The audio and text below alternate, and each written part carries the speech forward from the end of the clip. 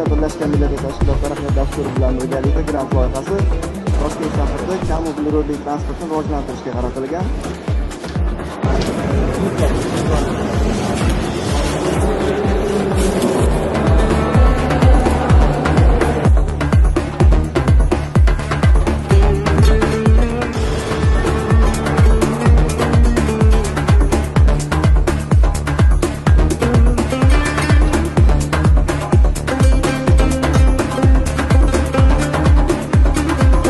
Bugungi yashil transport past uglerodli shahar mobiligi sari mavzusidagi tadbirimiz bizning mamlakatimiz uchun dolzarb ahamiyat kasb etadi.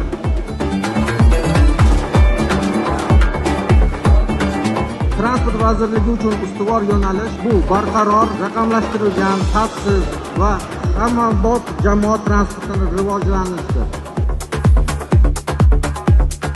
Elektrobuslar va elektromobillar parkining kengayishi so'zsiz ekologik, iqtisodiy, ijtimoiy jihatdan samarali yechim hisoblanadi.